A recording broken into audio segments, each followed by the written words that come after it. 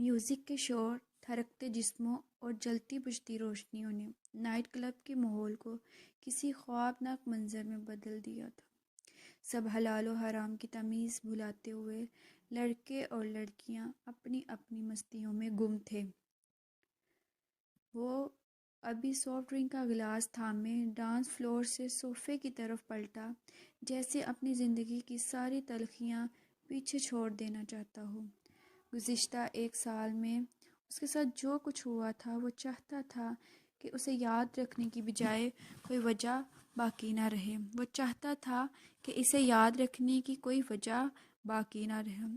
دھرم سے صوفے پر گرتے ہوئے اس نے آنکھیں موند لیں اور خود کو گانوں کے سروں کے حوالے کر دیا، لیکن اگلے ہی لمحے تیز میوزک یکدم بند ہو گیا۔ روشنیوں اور شور میں ایک غیر متوقع سکوت چھا گیا۔ اس نے چونک کر آنکھیں کھولی تو سامنے کا منظر ایسا تھا کہ وہ پلک جھپکنا بھول گیا۔ ڈانس فلور کے عین وسط میں 19-20 سال کی ایک ویٹر کھڑی تھی، جس کے چہرے پر خوف اور آنکھوں میں آنسو تیر رہے تھے۔ وہ اپنی کلائیوں کو نشے میں دھت ایک لڑکے کے ہاتھوں سے چھڑوانے کی ناکام کوشش کر رہی تھی۔ چھوڑو، پلیز چھوڑو، خدا کا واسطہ چھوڑ دو، وہ بار بار گر گرا رہی تھی، مگر اس کی فریاد کسی نے نہ سنی۔ وہ بگڑا ہوا امیر زادہ ڈگمگاتے قدموں کے ساتھ اس کی کمر جکڑ کر بڑی بے حیائی سے اس کے چہرے پہ ہاتھ پھیر رہا تھا۔ اس کی کمینی مسکراہٹ، اس کی زبردستی اور کمر پر رینگتے ہوئے ہاتھ لڑکی کے وجود کو لرزنے پر مجبور کر رہے تھے۔ اس کے دوست بھی مزے لیتے ہوئے اس کے گرد گھیرا ڈالے کھڑے تھے، گویا اس معصوم لڑکی کے لیے باہر نکلنے کا کوئی راستہ باقی نہ تھا۔ کلب میں موجود سب لوگ تماشائی بنے کھڑے تھے۔ ماحول پر اچانک سکتہ طاری ہو گیا۔ کوئی بھی آگے بڑھنے کی ہمت نہیں کر رہا تھا، کیونکہ سب جانتے تھے سامنے کون کھڑا ہے۔ وہ مشہور بزنس مین کا بیٹا المیر چودھری تھا، ایک ایسا شخص جسے روکنے کی کسی میں جرأت نہ تھی، جس کے لیے عزت، غیرت، قانون محض خریدے ہوئے کھلونے تھے۔ لمحہ بلمحہ اس لڑکی کا خوف بڑھ رہا تھا۔ آنکھوں سے بہتے آنسو، لبوں سے نکلتی کمزور فریاد، کانپتے وجود کے ساتھ وہ سراپا بے بسی بن کر کھڑی تھی۔ اور پھر وہ ہوا جو کسی کے وہم و گمان میں بھی نہ تھا۔ اسی لمحے کلب کی فضا یکدم مزید خاموش ہو گئی، جب وہ لڑکی پوری ہمت جمع کر کے المیر چودھری کے چہرے پر ایک زوردار تھپڑ جوڑ گئی۔ تھپڑ کی گونج کلب کے چار دیواری میں پھیل گئی۔ چند ثانیوں کے لیے سب کچھ جیسے رک سا گیا ہو۔ روشنیوں کی چمک، موسیقی کا شور، ہنسی مذاق، سب پر گہرا سناٹا چھا چکا تھا۔ اس تھپڑ پر آگ بگولا ہوا اور اس غصے سے بھرتا اس لڑکی کی طرف لپکا، اس کے منہ پر ایک تیز ناٹے دار تھپڑ رسید کیا، جس کے بعد وہ سنبھل نہ سکی۔ سب پر گہرا سناٹا چھا چکا تھا۔ المیر اس تھپڑ پر آگ بگولا ہوا اور غصے سے بھرتا اس لڑکی کی طرف لپکا، اس کے منہ پر ایک تیز ناٹے دار تھپڑ رسید کیا، جس کے بعد وہ سنبھل نہ سکی۔ چند ثانیوں کے لیے سب کچھ جیسے رک سا گیا۔ روشنیوں کی چمک، موسیقی کا شور، ہنسی مذاق، سب پر گہرا سناٹا چھا چکا تھا۔ المیر اس تھپڑ پر آگ بگولا ہوا اور غصے سے بھرتا اس لڑکی کی طرف لپکا، اس کے منہ پر ایک تیز ناٹے دار تھپڑ رسید کیا، جس کے بعد وہ سنبھل نہ سکی۔ دھرم سے زمین پر جا گری۔ تمہاری اتنی ہمت کہ تم نے المیر چودھری کو تھپڑ مارا، یو بلڈی بیچ! وہ اس پر گالیاں برساتے ہوئے زمین سے گھسیٹ کر اٹھانے لگا، اس کے بالوں سے پکڑ کر اس کے کلب سے باہر لے جانے لگا۔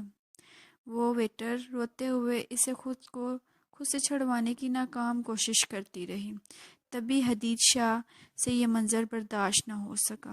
اگلے ہی پل وہ تن فن کرتا آگے بڑھا، المیر کو جیکٹ سے پکڑ کر اپنی طرف کھینچا اور اس کے منہ پر ایک زبردست مکہ رسید کیا۔ You bloody, how dare you touch her! وہ ایسی دھار کے ساتھ بولا کہ کلب کا مینیجر گھبرا کر دوڑتا آیا۔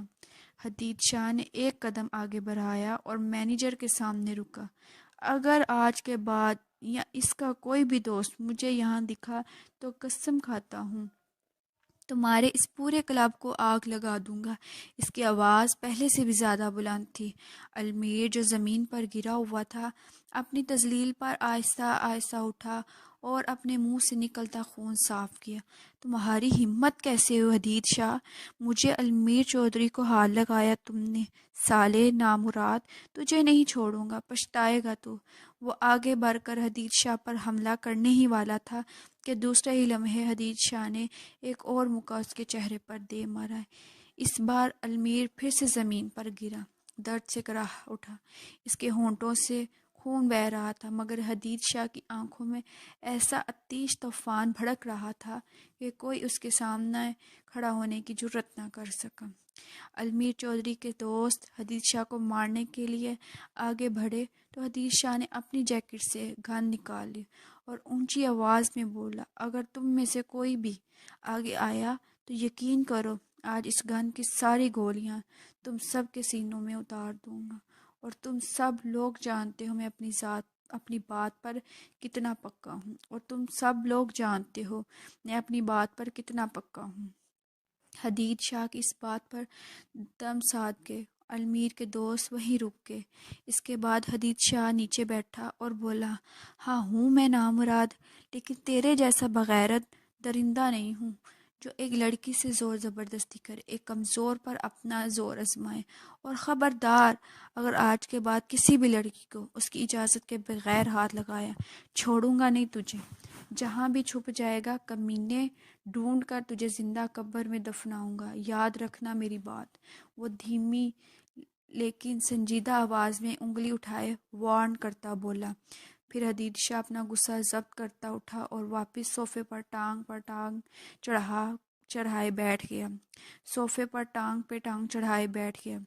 وہ اپنی سافٹ ڈرنک کا ایک گھونٹ بھرتے ہوئے آنکھیں بند کر گیا، جبکہ المیر چودھری ذلت، غصے اور انتقام سے بھری خونخوار نگاہوں سے گھورتا ہوا کلب سے باہر نکل گیا۔ اس کے پیچھے پیچھے اس کے دوست بھی کلب سے باہر نکل گئے۔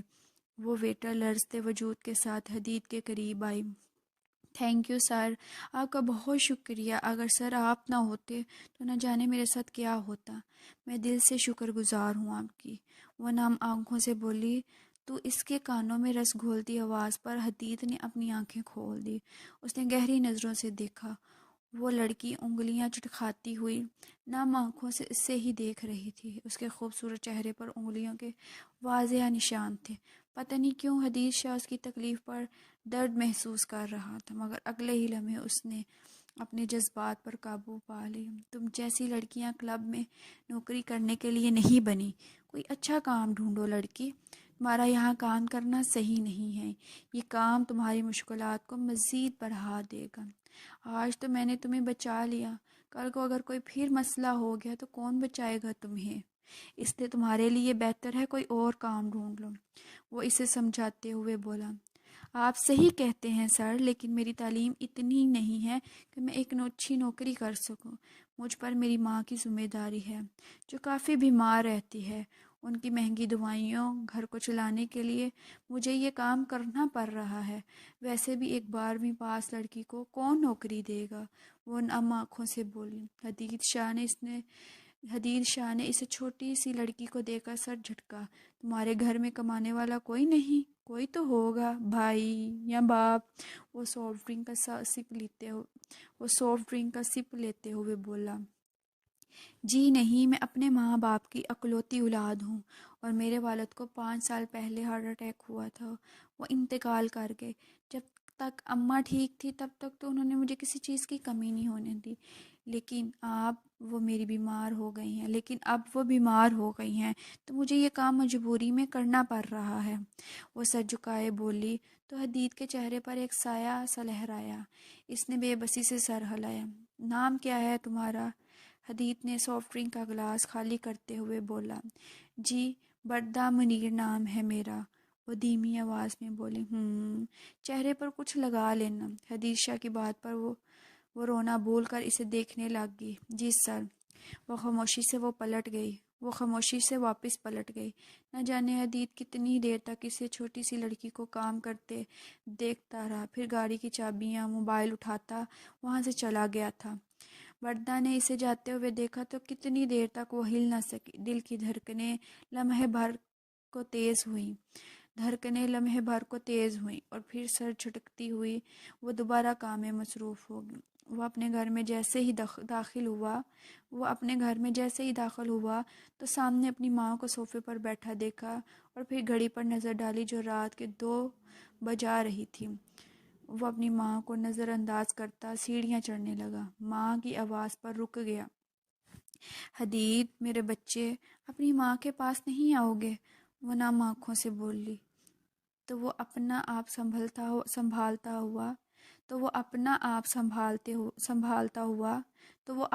سنبھالتا ہوا نیچے اترا اور اپنی ماں کی گود میں سر رکھ کر آنکھیں بند کر گیا۔ اس کی ماں کافی دیر تک اس کے بالوں میں انگلیاں چلاتی رہی۔ حدید، ومل کو بھول جاؤ، دوبارہ شادی کر لو میرے بچے، میں تمہیں اس حال میں نہیں دیکھ سکتی، وہ نم آنکھوں سے بولی تو حدید نے سر اٹھایا، بے یقینی سے اپنی ماں کی طرف دیکھتا کھڑا ہو گیا۔ کیسے کر لوں شادی؟ کس سے؟ کون لڑکی ہے مجھے جسے نامراد کے ساتھ شادی کرے گی؟ بتائیں آپ۔ وہ پھوٹ پڑا۔ جو آدمی ایک عورت کو ماں بننے کی خوشی تک نہیں دے سکتا، کیا وہ اسے خوش رکھ سکے گا؟ ایک لڑکی اتنا سب کچھ جان کر کیسے شادی کرے گی مجھ سے؟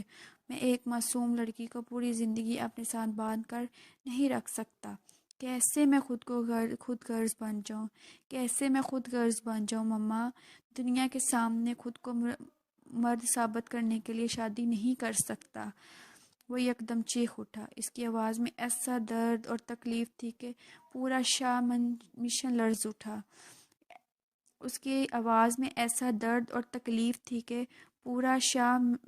لرز اٹھا۔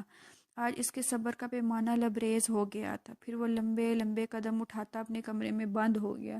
عروہ بیگم سر ہاتھوں میں گرائے اپنے بیٹے کے غم کو یاد کرتی زوروں قطار رو دی۔ حدید شاہ ورزش میں مشغول تھا۔ ماتھے پر پسینے کے قطرے چمک رہے تھے جو کبھی کن پٹی سے بہہ کر گردن تک آ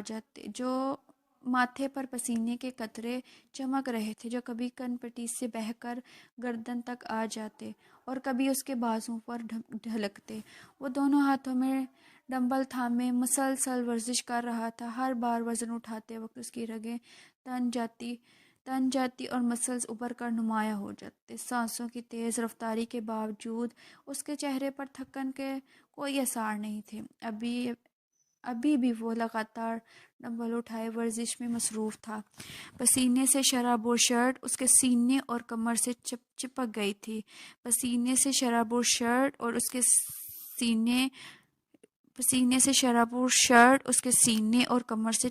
تھی۔ ہر سانس کے ساتھ اس کے کندھے اٹھتے اور نیچے گرتے۔ اس کی سانسوں کی گہری آواز پورے کمرے میں سنائی دے رہی تھی۔ کچھ دیر بعد اس نے ڈمبل زمین پر رکھ دیے، دونوں ہاتھ گھٹنوں پر ٹکا کر آگے جھکا لمبی سانسیں لینے لگا۔ ماتھے سے بہتا پسینہ زمین پر ٹپک رہا تھا مگر آنکھوں میں ایک عجیب سا سکون تھا۔ 2 منٹ لیٹ کر حدید شاہ نے خود کو ریلیکس کیا اور پھر جم والے کمرے سے باہر نکلا۔ نہا کر بلیک ڈنر سوٹ پہنا، بیڈ پر بکھری اپنی فائلز لیپ ٹاپ بیگ میں ڈالا اور نیچے آیا جہاں عروہ بیگم پہلے ہی ڈائننگ ٹیبل پر اس کا انتظار کر رہی تھی۔ وہ اپنی ماں کے سر پر بوسہ دیتا، بیگ ایک سائڈ پہ رکھتا ناشتے میں مصروف ہو گیا۔ کل حریم آ رہی ہے بیٹا کچھ دن رہنے کے لیے، عروہ بیگم چائے کا کپ لبوں سے لگاتے ہوئے بولی۔ سب خیریت ہے ماما؟ حریم تو ٹھیک ہے نا؟ وہ فوراً پریشانی سے پوچھنے لگا۔ ہاں سب ٹھیک ہے ماشاءاللہ، امید سے ہے تم ماموں بننے والے ہو بیٹا، وہ خوشی سے بے حال ہوتی ہوئی بولے۔ وہ ہلکا سا مسکرائے۔ چلیے ٹھیک ہے، پھر جب تک بچے کی ولادت نہیں ہو جاتی حریم کو واپس مت بھیجیے گا۔ وہ جوس کا گلاس خالی ٹیبل پر رکھتا ہوا بولا۔ نہیں بیٹا، وہ کچھ دن کے لیے آ رہی ہے، اچھے لوگ ہیں، بہت اچھے سے خیال رکھتے ہیں حریم کا ماشاءاللہ۔ میں تو یہی سمجھی تھی کہ جلد بازی میں رشتہ کر دیا، پتہ نہیں کیسے لوگ ہیں، لیکن اب حریم کی طرف سے بے فکر ہوں۔ ماں بننے والی ہے، اور پھر اولاد سے ہی تو رشتے مضبوط ہوتے ہیں۔ اب مجھے کوئی فکر نہیں ہے، وہ بے دہانی میں بولی، جبکہ حدید کے چہرے پر ایک سایہ سا لہرایا۔ اچانک وہ کھانا چھوڑتا میز سے اٹھا اور خدا حافظ کرتا آفس گیا۔ آفس کا دروازہ کھول کر حدید شاہ تیز قدموں سے اندر آیا۔ ماتھے پر شکن اور آنکھوں میں سختی تھی۔ اس نے میز پر پڑی فائلوں کے انبار پر ایک نظر ڈالی اور سیدھا میز کی طرف آیا۔ انٹری کام سے ریسیپشن پر موجود لڑکی الینا کو بلایا۔ ریسیپشن پر موجود لڑکی الینا کو بلایا۔ نعمان حیدر سے وہ فائل لے کر آؤ جس میز کی طرف آیا۔ کاؤنٹر سے ریسیپشن پر موجود لڑکی الینا کو بلایا۔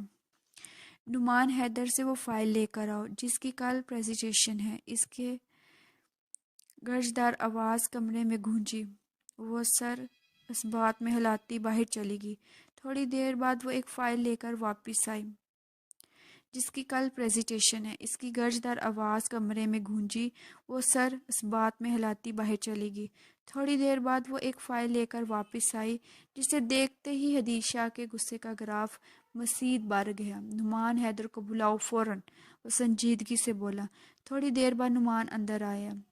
15 دن ہو گئے ہیں تمہیں، ابھی تک کام مکمل نہیں کیا تم نے؟ نعمان کے چہرے پر پریشانی چھا گئی، نظریں جھکائی اور آہستگی سے بولا، I am so sorry sir, میری بیٹی سخت بیمار تھی۔ آئی ایم سوری سر، میری بیٹی سخت بیمار تھی۔ پریشانی اتنی تھی کہ میں اس فائل کے بارے میں آپ کو بتانا بھول گیا، اسی وجہ سے اس پر توجہ نہ دے سکا۔ وہ شرمندہ سا نظر آ رہا تھا۔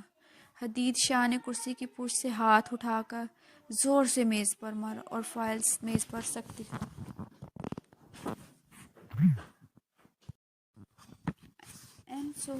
ایم سوری سر، میری بیٹی سخت بیمار تھی۔ پریشانی اتنی تھی کہ میں اس فائل کے بارے میں آپ کو بتانا بھول گیا، اس وجہ سے میں اس پر توجہ نہیں دے سکا۔ وہ شرمندہ سا نظر آ رہا تھا۔ حیدر شاہ نے کرسی کی پشت سے ہاتھ اٹھا کر زوردار میز پر مارا اور فائل کو میز پر پٹکا۔ بیماری اپنی جگہ تھی نعمان، میں مانتا ہوں اپنی اولاد کو اگر کچھ ہو جائے تو ماں باپ دونوں پریشان ہوتے ہیں، یہاں موجود سب کے بچے ہیں، لیکن میں صرف اتنا کہہ رہا ہوں کہ تمہیں اطلاع دینی چاہیے تھی۔ اگر تم اس فائل پر کام نہیں کر سکتے تھے تو کم از کم اپنی مجبوری بتاتے تاکہ اس فائل پر کام کرنے کے لیے میں کسی اور کو کہتا۔ یہ کیا طریقہ ہے؟ وہ سخت لہجے میں بولا۔ کل وہ لوگ میٹنگ کے لیے آ رہے ہیں اور تم نے ابھی تک اس فائل کو ہاتھ تک نہیں لگایا، نہ اطلاع دی۔ یہ فائل تمہاری ذمہ داری تھی لیکن تم نے ذمہ داری نہیں نبھائی۔ یہ لاپرواہی میں ہرگز برداشت نہیں کروں گا۔ نعمان، اب فوراً آ جاؤ، اس پر کام کرنا شروع کرو۔ نعمان کانپتے ہوئے سر اسبات میں ہلا کر باہر نکل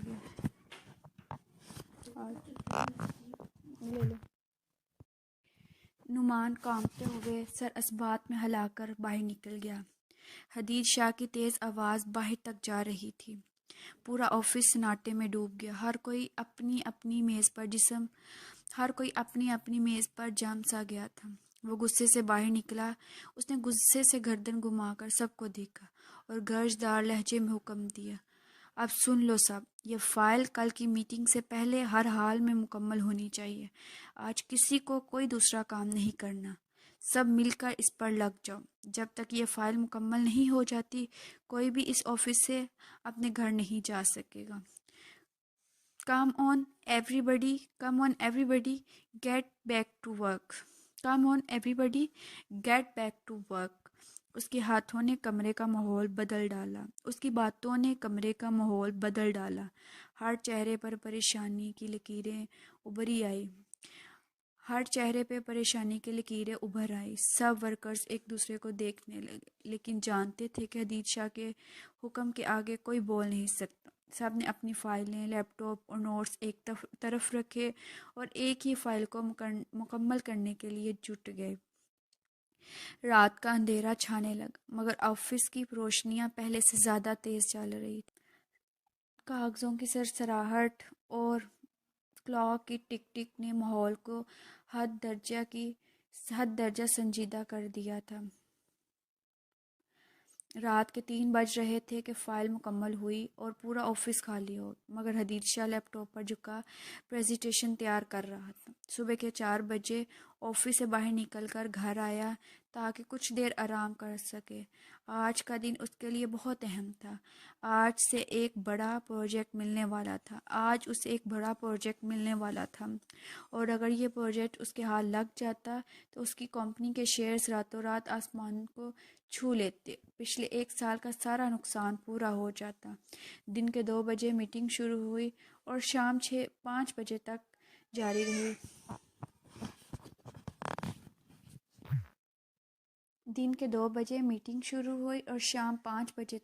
رہی۔ حدید شاہ بغیر تھکے نہایت مہارت سے انہیں ہر پوائنٹ واضح طور پر سمجھاتا رہا۔ وہ لوگ حدید شاہ کی قابلیت اور شخصیت سے متاثر ہوئے بغیر نہ رہ سکے۔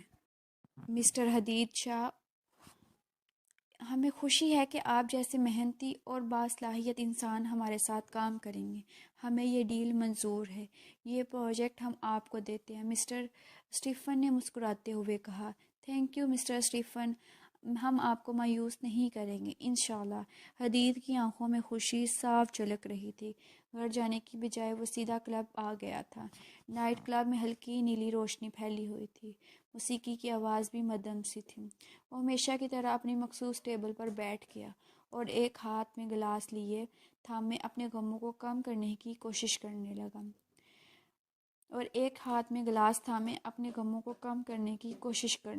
اتنے میں ایک ویٹر اس کے پاس آئی تو اسے ایک ہفتہ پہلے کا منظر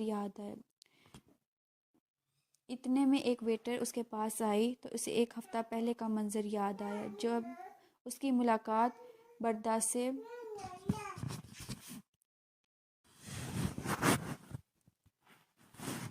اس کی نظریں بار بار بردا کو ڈھونڈنے لگی، مگر وہ آج کہیں نظر نہیں آ رہی تھی۔ اس کی ایک خالی پن محسوس ہوا۔ اس نے اپنی سوچوں کو جھٹکنے کی کوشش کی۔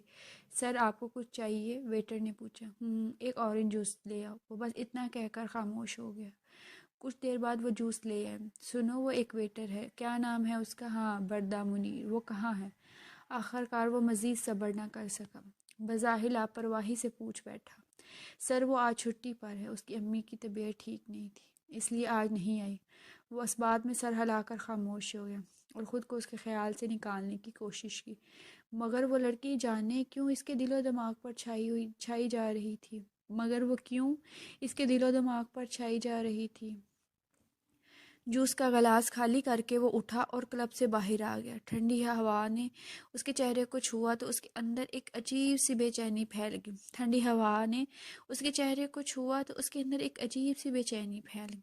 وہ آج اتنا خوش تھا، اتنا ہی بردا کی غیر حاضری نے اسے بے چین اور غمزدہ کر دیا تھا۔ یہ سوچیں مجھے کیوں آ رہی ہیں، میں ایسے کیوں سوچ رہا ہوں، مجھے اس لڑکی سے کیا لینا دینا؟ اس نے خود سے سوال کیا، مگر کوئی جواب نہ ملا۔ وہ پارکنگ ایریا میں گاڑی کی جانب بڑھا۔ زندگی میں پہلی بار کلب کی رنگینیاں اسے بے معنی لگنے لگی تھی۔ وہ ایک ٹھنڈی سانس ہوا میں خارج کرتا گاڑی میں بیٹھا اور گھر آ گیا۔ گھر میں اس کی ماں ہمیشہ کی طرح صوفے پہ بیٹھی اس کا انتظار کر رہی تھی۔ حدید کو دیکھتے ہی اس کے چہرے پر مسکراہٹ آ گئی۔ آج وہ 8 بجے ہی گھر آ گیا تھا۔ ماما، بھوک لگی ہے، کھانا لگا دیں۔ اس کی بات پر وہ نم آنکھوں سے مسکرا دی، کیونکہ 1 سال ہو چکا تھا وہ راتوں کو 2 یا 3 بجے کے بعد ہی گھر آتا تھا اور اکثر رات کا کھانا بھی چھوڑ دیتا تھا۔ ایسے یوں بھوک مانگتے دیکھ کر وہ خوشی سے بے حال ہو گئی۔ فوراً کچن میں جا کر ڈائننگ ٹیبل پر کھانا لگا دیا۔ وہ کافی دیر تک حدید کو دیکھتی رہی۔ آج وہ نہ شراب کے نشے میں تھا، نہ چڑچڑا، بس خاموش اور مطمئن سا۔ کھانا کھا کر حدید اپنے کمرے میں چلا گیا۔ بیڈ پر لیٹتے ہی جیسے ہی اس نے آنکھیں بند کی، بردا کا حسین اور معصوم چہرہ ذہن کے پردے پر ابھر آیا۔ اب وہ اپنی دل کی کیفیت پر حیران و پریشان ہو کر اٹھ بیٹھا۔ یہ مجھے کیا ہو رہا ہے؟ کیوں میں مسلسل اس لڑکی کے بارے میں سوچ رہا ہوں؟ یہ تو بس وقتی کشش ہے اور کچھ نہیں۔ وہ سر جھٹک کر دوبارہ لیٹ گیا اور کچھ دیر بعد سکون کی نیند سو گیا۔ اگلی صبح وہ ڈائننگ ٹیبل پر بیٹھا ناشتہ کر رہا تھا کہ حریم بھی کمرے سے باہر آئے اور اس کے سامنے بیٹھ گئی۔ حریم، تمہارے سسرال والوں کا رویہ کیسا ہے تمہارے ساتھ؟ حدیث نے سنجیدگی سے پوچھا۔ جی بھائی، سب بہت اچھے ہیں۔ حدیث سے سنجیدگی سے پوچھا۔ جی بھائی، سب بہت اچھے ہیں۔ ہارون میرا بہت خیال رکھتے ہیں۔ سب ٹھیک ہے، امی بھی میرا بہت خیال رکھتی ہیں۔ یہ سن کر حدیث نے سر اسبات میں ہلایا۔ کسی بھی چیز کی ضرورت ہو یا کوئی مسئلہ ہو تو ہمیں ضرور بتانا۔ اس گھر کے دروازے تمہارے لیے ہمیشہ کھلے ہیں۔ یہ مت سوچنا کہ صرف ہارون کا گھر ہی تمہارا گھر ہے، یہ بھی تمہارا گھر ہے جب تک تمہارا بھائی زندہ ہے۔ تمہیں ڈرنے کی کوئی ضرورت نہیں۔ وہ یہ کہہ کر محبت سے اس کے سر پر بوسہ دیتا۔ حریم نے نم آنکھوں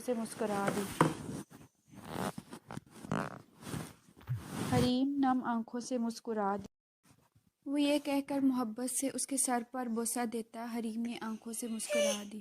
اچھا ماما، میں آفس جا رہا ہوں۔ وہ بہن کو گلے لگا کر خدا حافظ کہتا باہر چلا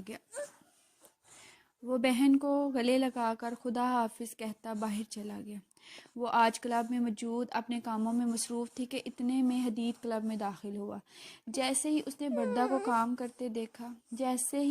سامنے بردہ کو کام کرتے دیکھا تو دل میں ایک عجیب سی سکون سی بڑی لہر دوڑ گئی۔ وہ اپنی مخصوص جگہ والے صوفے پر بیٹھا، اشارے سے بردہ منیر کو اپنی طرف بلایا۔ وہ اس کے پاس ہے۔ جی سر۔ دل میں ایک عجیب سی سکون بڑی لہر دوڑ گئی۔ وہ اپنی مخصوص جگہ والے صوفے پر بیٹھا اور اشارے سے بردہ منیر کو اپنی طرف بلایا۔ وہ اس کے پاس آئی۔ جب سر کچھ چاہیے آپ کو؟ جی سر، کچھ چاہیے آپ کو؟ وہ مسکراتے ہوئے بولی، مگر حدیث نے اس کے سوال کو مکمل طور پر نظر انداز کر دیا۔ تمہاری امی کی طبیعت کیسی ہے اب؟ وہ بظاہر لاپرواہی سے پوچھ رہا تھا۔ جی سر، اب پہلے سے کافی بہتر ہے، تھینک یو۔ وہ سر ہلاتے ہوئے بولا۔ اچھا جاؤ، میرے لیے لیمن جوس لے کے آؤ۔ جی سر۔ وہ کہتی ہوئی جوس کا گلاس لے کے آئی اور واپس پلٹ گئی۔ وہ پوری رات بغیر کسی وجہ کے کلب میں بیٹھا رہا۔ رات کے 3 بجے جب نائٹ کلب بند ہوا تو وہ بھی اٹھ کر کھڑا ہوا۔ اتنے میں بردہ منیر بھی برقع پہنے کلب سے باہر نکلی اور پیدل ہی گھر کی طرف چل دی۔ وہ سر جھٹک کر گاڑی میں بیٹھ گیا، لیکن جیسے ہی گاڑی سٹارٹ کرنے کے لیے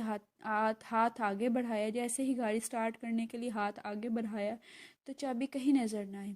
گاڑی کی چابی کہاں ہے؟ لگتا ہے اندر بھول گیا۔ وہ خود سے بڑبڑاتا ہوا واپس اندر گیا، ٹیبل سے چابیاں اٹھائی اور گاڑی میں بیٹھ گیا۔ ادھر بردہ جلدی جلدی قدم بڑھاتی چل رہی تھی۔ اچانک ایک کالی گاڑی نے اس کا راستہ روکا۔ وہ گھبرا کر 2 قدم پیچھے ہٹی۔ گاڑی سے المیر اور اس کے دوست کمینی مسکراہٹ کے ساتھ باہر نکلے۔ کہا، میڈم آؤ گاڑی میں بیٹھو، ہم تمہیں گھر چھوڑ دیتے ہیں۔ وہ انہیں نظر انداز کرتی ہوئی آگے بڑھنے لگی، مگر وہ اس کے پیچھے پیچھے چل پڑے۔ کیوں مجھے پریشان کر رہے ہو؟ خدا کا واسطہ ہے میرا راستہ چھوڑ، مجھے جانے دو۔ بردہ آنکھوں میں آنسو لیے بولی۔ ایسے کیسے جانے دے تمہیں؟ پورے کلب میں اتنے لوگوں کے سامنے تم نے مجھ پر ہاتھ اٹھایا، اس کا بدلہ تو چکانا پڑے گا میری جان۔ وہ کمینی مسکراہٹ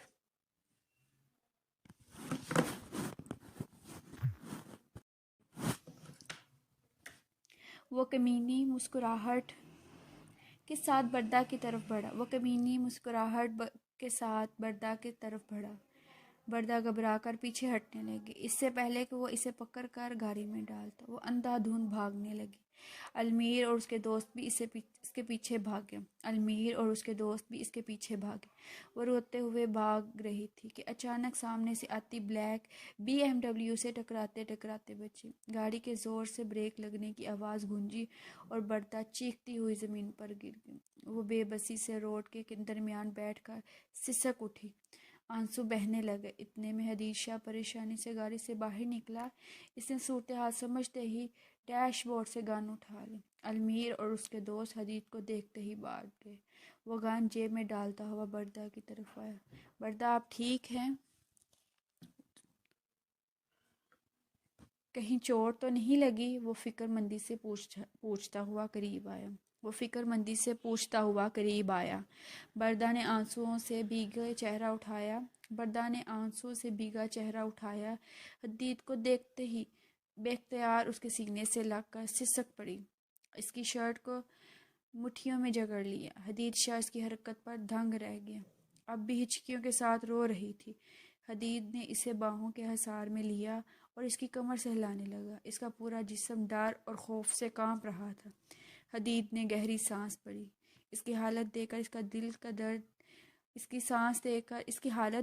کا دل درد سے بھر گیا۔ ایک عجیب سی بے چینی نے اسے گھیر لیا۔ کچھ نہیں ہوا، سب ٹھیک ہے بردا، وہ چلے گئے ہیں، اب تمہیں کچھ نہیں ہوگا، اٹھو شاباش، آؤ میں تمہیں گھر چھوڑ دیتا ہوں۔ وہ اسے کمر سے پکڑ کر اٹھانے لگا، مگر واپس لڑکھڑا کر بیٹھ گئی۔ مجھے درد ہو رہا ہے، چل نہیں پا رہی، وہ نم آنکھوں سے بولی۔ وہ جھک کر اس کے پاؤں کی جوتی سے آزاد کر کے دیکھنے لگا، لگتا ہے پاؤں کو موچ آ گئی ہے۔ وہ پاؤں پر ہاتھ پھیرتا بولا۔ بردا پریشانی سے اسے دیکھتی رہی۔ اگلے ہی لمحے حدید نے ایک زوردار جھٹکا دیا، بردا کی چیخ نکل گئی۔ اب ٹھیک ہے، تھوڑی دیر بعد درد ختم ہو جائے گا، وہ سنجیدگی سے بول کر سیدھا ہوا۔ وہ ایک لمحے کے لیے رکا، پھر کچھ سوچنے کے بعد بردا کو مضبوطی سے اپنی باہوں میں اٹھایا۔ جیسے ہی اس کے وجود کے حصار میں آیا، بردا نے آنکھیں بند کر کے اپنا سر اس کے سینے پہ رکھ دیا۔ حدید شاہ کے دل کی دھڑکنیں بآسانی سے سن سکتی تھی۔ بردا کے جسم میں ایک عجیب سی کپکپاہٹ دوڑ رہی، جیسے وقت تھم گیا۔ وہ بغیر کچھ کہے اس کی گاڑی تک لے آیا، دروازہ کھولا اور نرمی سے اسے سیٹ پر بٹھا دیا۔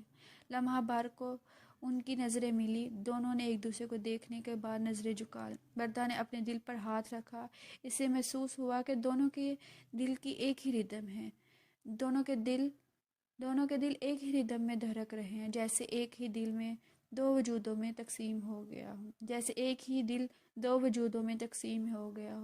بردا نے اس کو گھر کا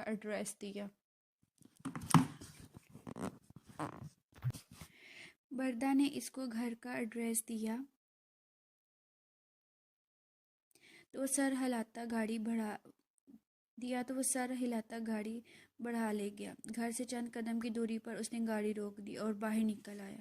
پوری گلی سنسان اور خالی تھی۔ بردا، اب کلب کی نوکری چھوڑ دو، وہ نوکری تمہارے لیے ٹھیک نہیں ہے۔ اتنی رات کو تم گھر واپس آتی ہو، ہر وقت قسمت ساتھ نہیں دیتی۔ میں نہیں چاہتا کہ تم پھر کسی مصیبت میں پھنس جاؤ، وہ ہمدردی سے بولا۔ تو بردا نے اسے خالی نظروں سے دیکھا۔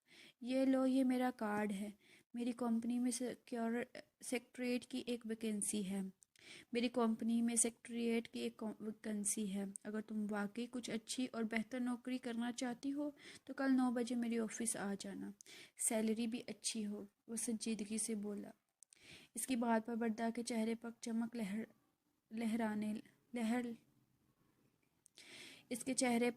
لہر لینے لگی اور پھر اسے مسکراہٹ سے جائے ہاتھ بڑھا کر کارڈ تھام لیا۔ شکریہ، اس نے مدھم آواز میں کہا، اور حدید نے خاموشی سے سر ہلایا۔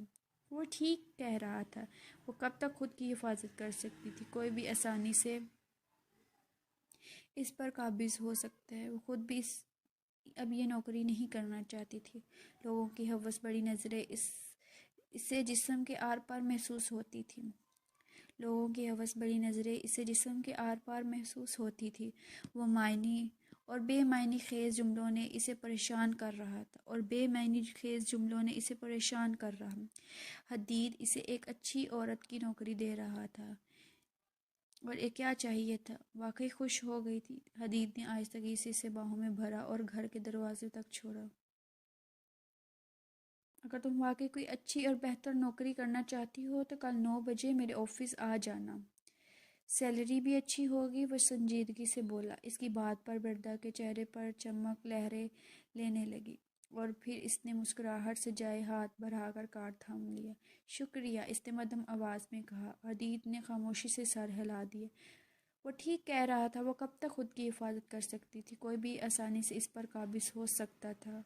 وہ خود بھی اب یہ نوکری نہیں کرنا چاہتی تھی۔ لوگوں کی ہوس بڑی نظریں اس کے جسم کے آر پار محسوس ہوتی، وہ اور بے معنی خیز جملوں اور معنی خیز جملوں نے اسے پریشان کر رکھا تھا۔ حدید نے اسے ایک اچھی عورت کی نوکری دے رہا تھا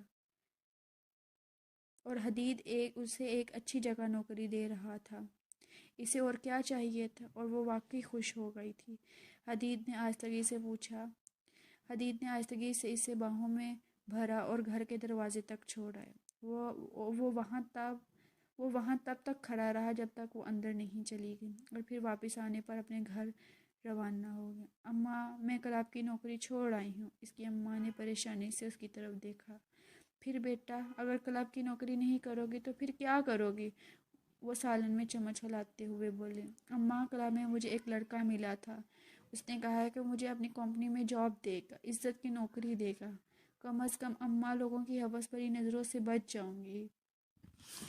آج اس نے مجھے اپنے آفس بلایا ہے۔ مجھے پوری امید ہے کہ اس کے پاس میرے لائق کوئی کام ضرور ہوگا۔ مجھے پوری امید ہے اس کے پاس میرے لائق کوئی کام ضرور ہوگا، اور حدید شاہ نے مجھے کہا ہے کہ مجھے اچھی سیلری دے گا۔ وہ نم آنکھوں سے بولی، دیکھ لو بیٹا، تمہیں اگر وہ ٹھیک لگتا ہے تو نوکری کر لو، ماں نے اسے دیکھ کر کہا۔ وہ اس بات میں سر ہلا کر تیار ہونے چلی گئی۔ وہ کارڈ پر دیے گئے ایڈریس پر پہنچی۔ ایک شاندار بلڈنگ تھی جو شیشے کی طرح چمک رہی تھی، جس پر بڑے حروف ہیں حدید شاہ انٹرپریٹرز لکھا ہوا تھا۔ وہ ٹھیک 9 بجے بلڈنگ کے اندر داخل ہوئی۔ ریسیپشن پر موجود لڑکی نے اسے روکا تو بردہ نے حدید کا دیا ہوا کارڈ اس کی طرف بڑھا دیا اور بتایا کہ حدید شاہ نے اسے آفس بلایا ہے۔ اس پر ریسیپشن نے اسے ویٹنگ ایریا میں بٹھا دیا۔ آفس ٹائمنگ 9 بجے کی تھی، اس لیے آفس میں صرف اکا دکا لوگ ہی موجود تھے۔ وہ سر ہاتھوں میں گرائے حدید شاہ کا انتظار کرنے لگی۔ تھوڑی دیر بعد وہی ریسیپشن والی لڑکی آئی اور بتایا کہ سر حدید اسے آفس بلا رہے ہیں۔ وہ خاموشی سے سر ہلاتی اس کے پیچھے چل پڑی۔ حدید کے کیبن کا دروازہ کھول کر اندر داخل ہوئی۔ وہ لیپ ٹاپ پر کام میں مصروف تھا۔ کی بورڈ پر اس کی انگلیاں تیزی سے چل رہی تھی۔ وہ ہمیشہ کی طرح سنجیدہ اور پروفیشنل لگ رہا تھا۔ السلام علیکم سر۔ وہ سلام کرتی ہوئی وہیں کھڑی رہی۔ اس کی بات پر وہ محض سر ہلا گیا۔ کافی دیر تک وہ وہیں کھڑی رہی تو مجبوراً حدید نے نظریں اٹھا کر اس کی طرف دیکھا۔ وہ انگلیاں مروڑتی پریشانی سے حدید کو دیکھ رہی تھی۔ بردہ، گھبرانے کی کوئی ضرورت نہیں ہے، سامنے کرسی پر آ کر بیٹھ جاؤ۔ وہ دھیرے سے کرسی پر بیٹھ گئی۔ اس کی ہاتھوں کی ہتھیلیاں پسینے سے بھیگ گئی تھیں۔ وہ اس کے سامنے بیٹھ کر گھبراہٹ کا شکار ہو رہی تھی۔ حدید اس کی گھبراہٹ محسوس کر رہا تھا۔ اس نے کچھ لمحے فائل دیکھنے کے بعد نظریں ہٹائی۔ اس کی حالت دیکھ کر حدید نے پانی کا گلاس اس کی طرف بڑھایا، جیسے وہ پکڑ کر ایک ہی سانس میں پی گئی۔ تم آج سے میری سیکرٹری کی جاب کرو گی۔ میرے فون کالز، میٹنگز اور دیگر ضروری کام تم سنبھالو گے۔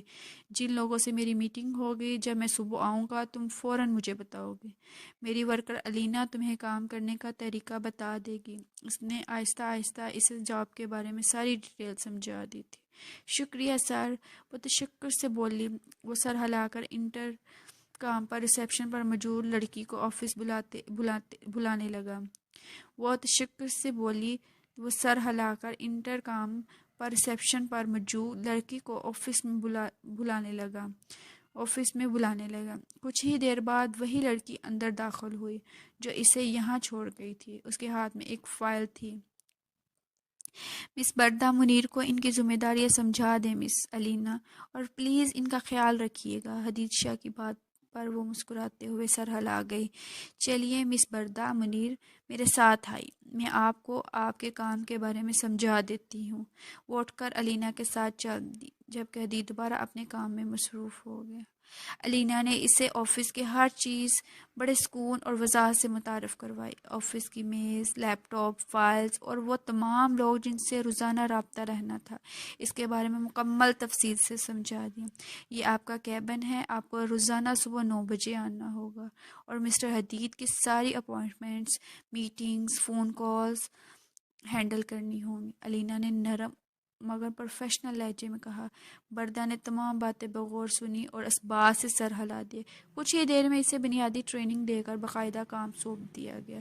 بردا کو حدیثہ انٹرپریٹرز میں کام کرتے ہوئے 7 مہینے ہو چکے تھے۔ وہ ہر روز وقت پر آتی اور اپنی ذمہ داریاں پوری دل جمی اور مہارت سے نبھاتی۔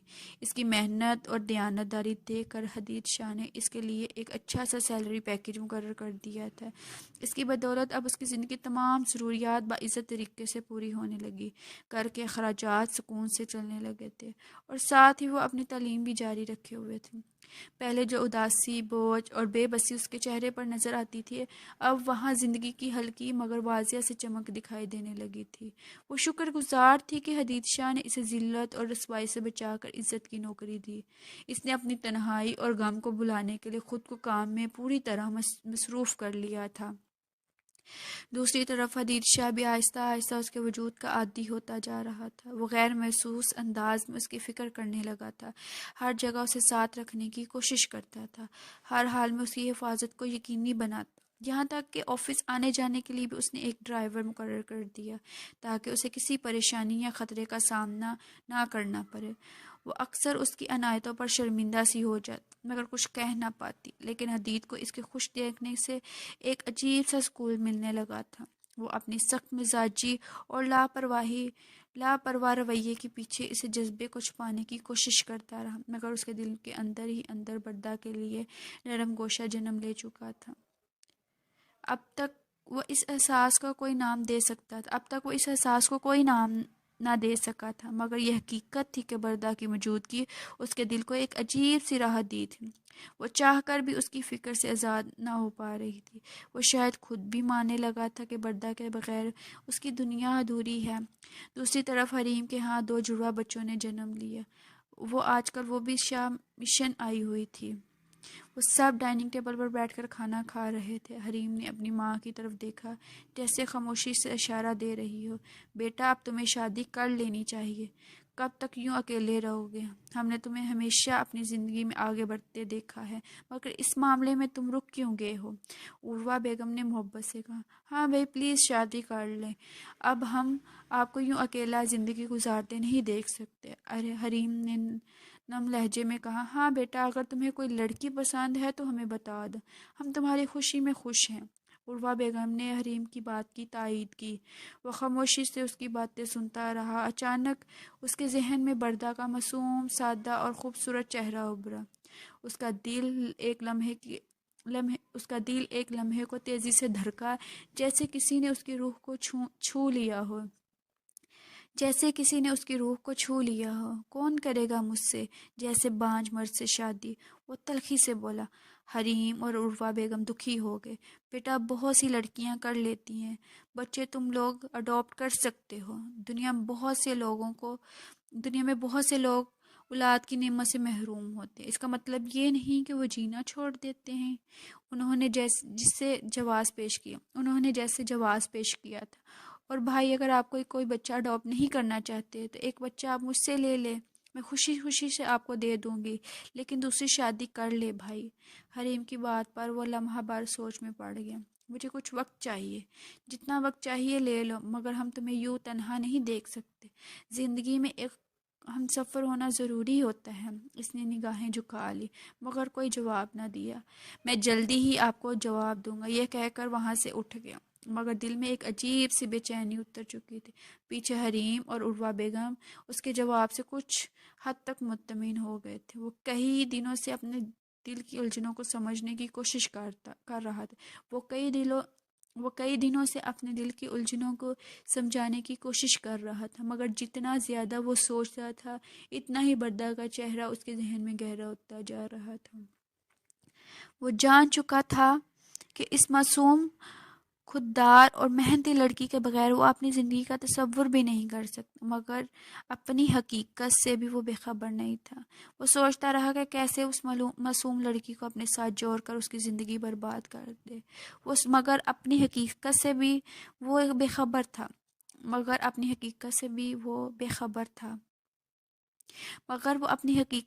وہ بے خبر نہیں تھا۔ وہ سوچتا رہا کہ کیسے وہ اس معصوم لڑکی کو اپنے ساتھ جوڑ کر اس کی زندگی برباد کر دے۔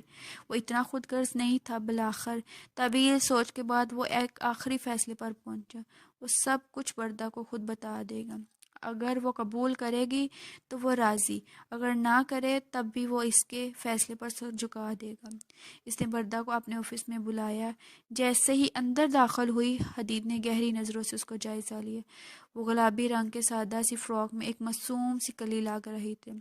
اس سے پہلے وہ کچھ کہتا، بردا کے چہرے پہ پریشانی اور تکلیف دیکھ کر وہ رک گیا۔ کیا ہوا ہے؟ کوئی پریشانی ہے تو بتاؤ۔ وہ فوراً اٹھ کر اس کے پاس آئے، اسے چیئر پر بٹھایا، خود بھی ساتھ بیٹھی۔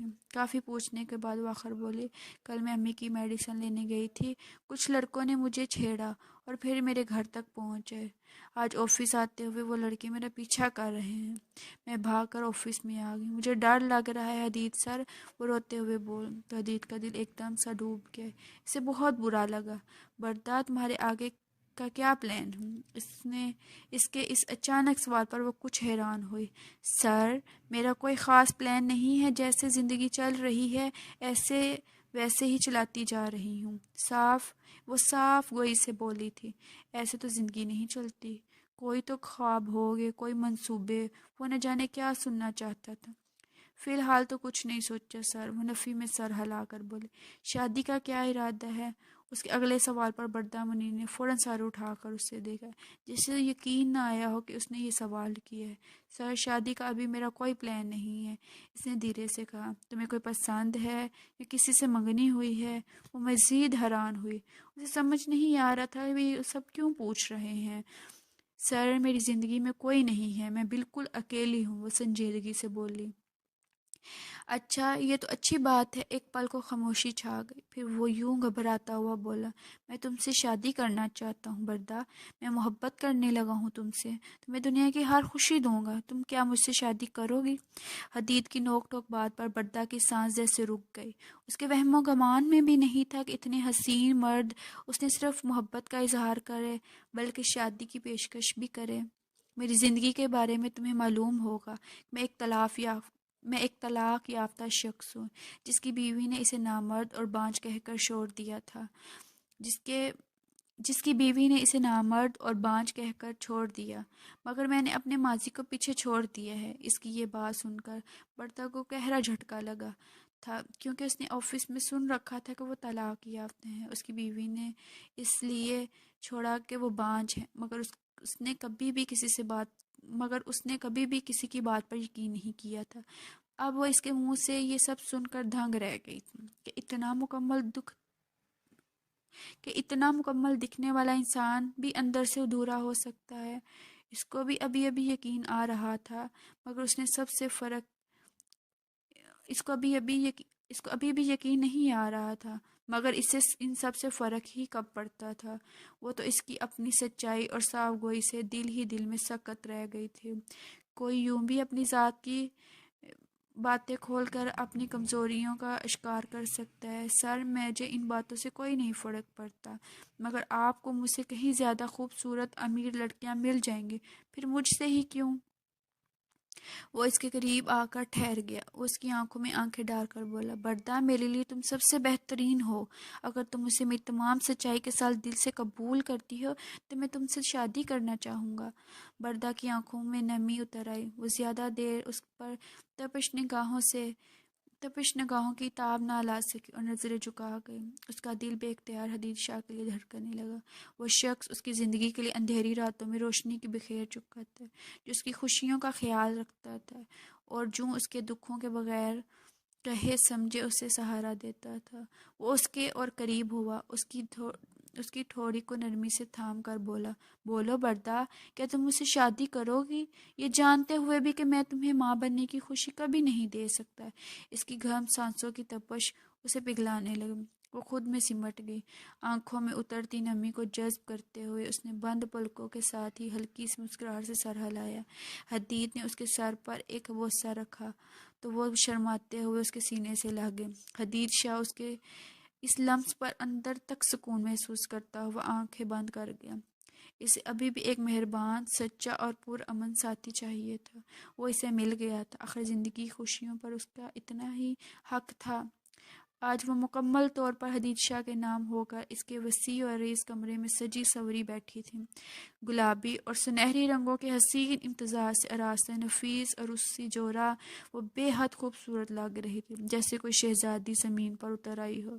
اس کے نازک ہاتھوں پر مہندی کی تازہ نقوش جگمگا رہے تھے اور چوڑیوں کی کھنک رات کی خاموشی میں جیسے مدر ساز چھیڑ رہی تھی۔ بردا نے ایک نظر کمرے پر ڈالی۔ گلاب کے پھولوں سے کمرے کو نہایت خوبصورتی سے سجایا گیا تھا۔ جگہ جگہ جلتی ہوئی کینڈلز تھی اور پوری راہداری گلاب کی پتیوں سے بھری ہوئی تھی۔ گلاب کے پھولوں سے کمرے کو نہایت خوبصورتی سے سجایا گیا تھا۔ جگہ جگہ جلتی ہوئی کینڈلز تھی اور پوری راہداری کو گلاب کی پتیوں سے بھری ہوئی تھی۔ تھوڑی دیر بعد حدید دروازہ لاک کرتا ہوا اندر آیا۔ سلام کرتا ہوا بیڈ پر اس کے قریب بیٹھ گیا اور اسے محبت سے بھرپور نظروں سے دیکھنے لگا۔ حدید نے نرمی سے اس کے دونوں ہاتھ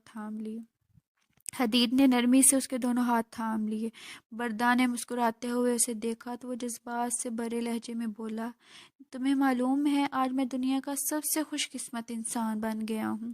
حدید کی بات پر بردا کی رخسار شرم سے گلابی ہو گئی اور اس نے نظریں جھکا لی۔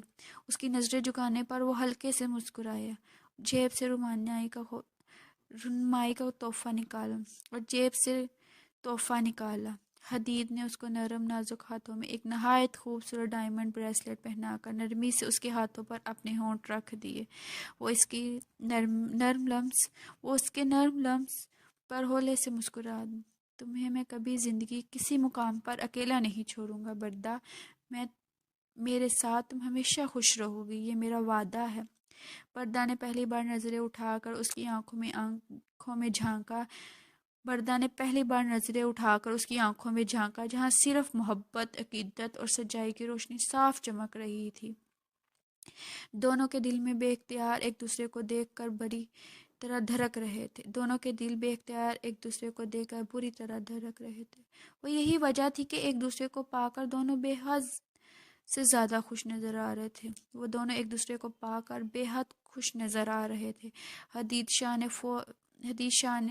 حدید شاہ فدا بھری نظروں سے بردا کو دیکھ رہا تھا۔ وہ نظروں ہی نظروں میں اس کا صدقہ اتار رہا تھا، جبکہ بردا اس کی تپش بھری نگاہوں سے گھبرا کر اپنی پلکیں جھکائے بیٹھی تھی۔ اس میں اتنی ہمت ہی نہیں تھی کہ وہ حدید شاہ کی آنکھوں کا مقابلہ کر سکے۔ تم میری زندگی میں آنے والا ایسا قیمتی ستارہ ہو جس کی روشنی سے تاعمر میری زندگی جگمگاتی رہے گی۔ تم میری زندگی میں روشنی کی کرن بن کر آئی ہو۔ میں نے کبھی نہیں سوچا کہ میرا دل یوں کسی کے لیے بے قرار ہوگا۔ حدید کے لہجے کی گہرائی نے بردا کی پلکوں میں لرزش پیدا کر دی۔ اس نے محبت سے اس کی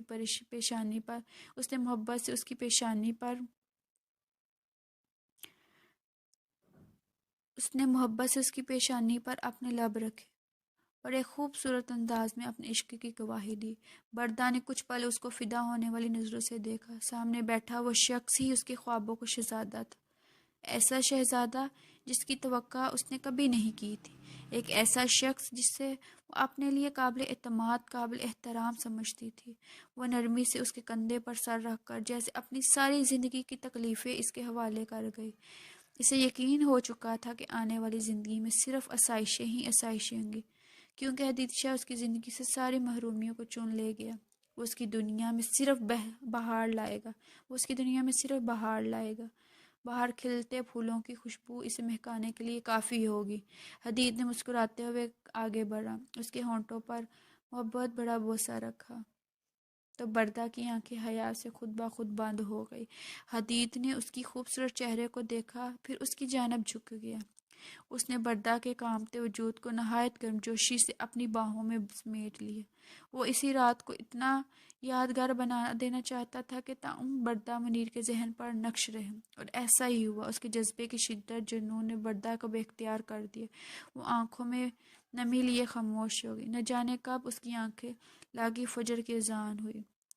نہ جانے کب اس کی آنکھ لگ گئی، فجر کی اذان پر اس کے آنکھ کھل گئی، پورے جسم میں درد کی ایک لہر دوڑ گئی۔ وہ خود کو سنبھالتی ہی واش روم میں چلی گئی۔ تھوڑی دیر بعد نہا کر کمرے میں آئی، دوپٹہ نماز کے انداز میں لیا اور جائے نماز ڈھونڈنے لگی۔ کافی دیر تک ملی تو مجبوراً اسے حدید کو اٹھانا پڑا۔ حدید، جائے نماز کہاں ہے؟ نہیں مل رہی مجھے، وہ اس کے کندھے پر ہاتھ رکھتے ہوئے بولی۔ الماری میں ہے بردا، مجھے سونے دو پلیز، اب تنگ نہ کرنا۔ حدید واپس کمبل میں گھس گیا۔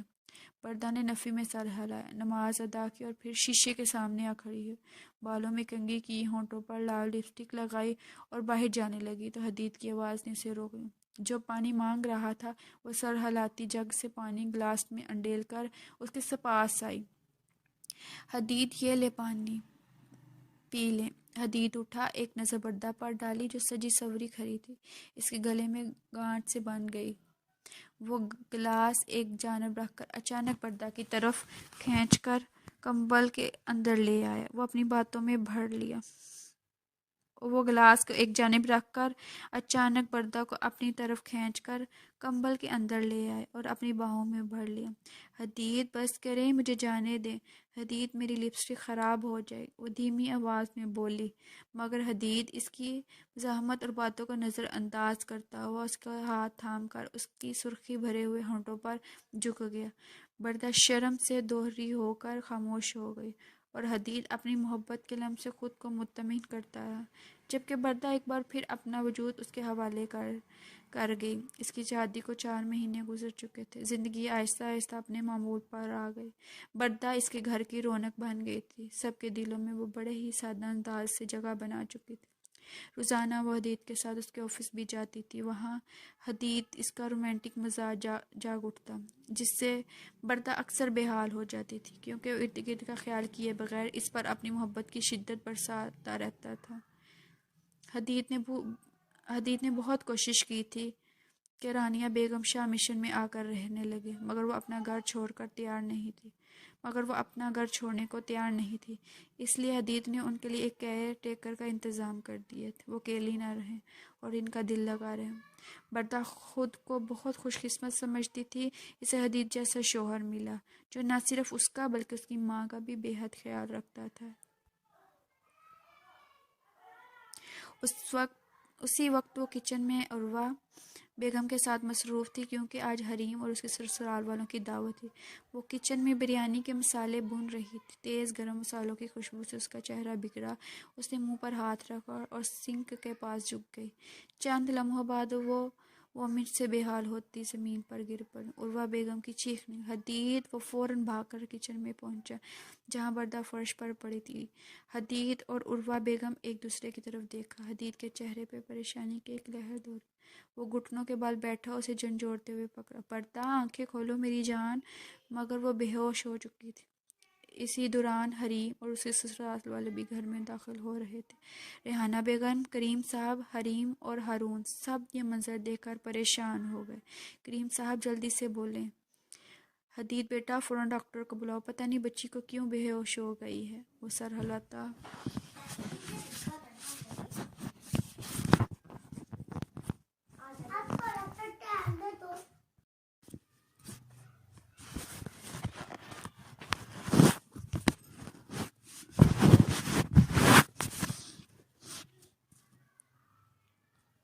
آپ لوگ باہر جائیں، میں بردا کو چیک کر لوں۔ حدید بیٹا، فوراً ڈاکٹر کو بلاؤ، پتہ نہیں بچی کو حدید بیٹا، فوراً ڈاکٹر کو بلاؤ، پتہ نہیں بچی کیوں بے ہوش ہو گئی ہے۔ وہ سر ہلاتا فوراً بردا کو اپنی باہوں میں اٹھا کر اوپر کمرے میں لے گیا اور ڈاکٹر کو کال کرنے لگا۔ تھوڑی دیر بعد ڈاکٹر پہنچ گئی۔ آپ لوگ باہر جائیں، میں بردا کو چیک کر لوں۔ حدید اس بات میں سر ہلا کر باہر آ گیا اور بے چینی سے کمرے کے دروازے کے سامنے چکر لگانے لگا۔ عروہ بیگم نے اسے تسلی دینے کی کوشش کی، بیٹا پریشان نہ ہو، ضرور کچھ الٹا سیدھا کھا لیا ہوگا، اس لیے طبیعت خراب ہے۔ حدید نے خاموشی سے سر ہلایا، مگر اس کا دل مسلسل دھڑک رہا تھا۔ کچھ ہی دیر بعد ڈاکٹر دروازہ کھول کر باہر آئی۔ سب کی نظریں اس پر جم گئی۔ ڈاکٹر نے مسکراتے ہوئے کہا، آپ کی بیوی کو ہوش آ گیا ہے، اور سر مبارک ہو، آپ باپ بننے والے ہیں، ڈاکٹر نے مسکراتے ہوئے کہا، اور یہ جملہ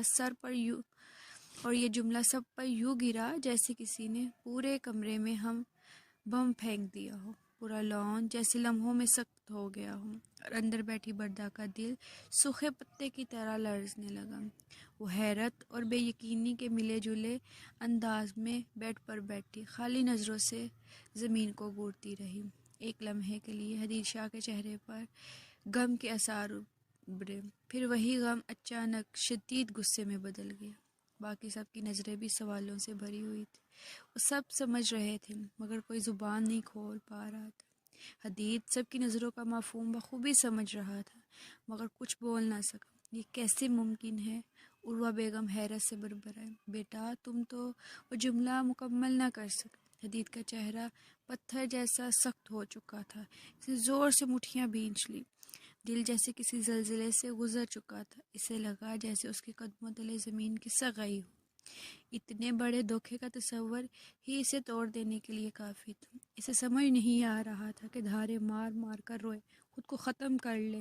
غصے کی شدت نے اس پہ بے قابو کر دیا۔ وہ یکدم کمرے میں گھسا، دھڑام سے دروازہ بند کر دیا۔ حدید بیٹا دروازہ کھولو، بچے آرام سے بیٹھ کر بات کرو، اتنا غصہ نہ کرو۔ عروہ بیگم دروازہ زور زور سے بجاتے بولی، مگر اندر سے کوئی جواب نہ آیا۔ کمرے کے اندر حدید کی آنکھوں میں شدید غصہ اور ناقابل یقین بے بسی بھری ہوئی تھی۔ وہ بیڈ کی طرف بڑھا اور ایک جھٹکے سے بردا کو کھینچ کر اپنے سامنے کھڑا کر دیا۔ بردا خوف سے کانپ گئی، اس کی خون چبھتی نظروں سے ڈری۔ وہ اپنے ہاتھوں اس کے سینے پر رکھ کر پیچھے ہونے لگی۔ بتاؤ بردا، یہ کس کی اولاد ہے؟ کس کا گند ہے یہ؟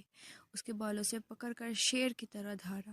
بردا آنکھوں میں آنسو لیے ہکا بکا اسے دیکھتی رہ گئی۔ حدید یہ کیا کہہ رہے ہیں آپ؟ وہ ٹوٹتی ہوئی آواز میں بولی، اتنے سنگین الزام پر جسے اس کی روح چیر دی گئی ہو۔ مگر حدید کا ضبط ختم ہو چکا تھا۔ وہ ایک دم آگے بڑھا، اس کا منہ سختی سے دبوچ لی اور درد سے سسک اٹھی۔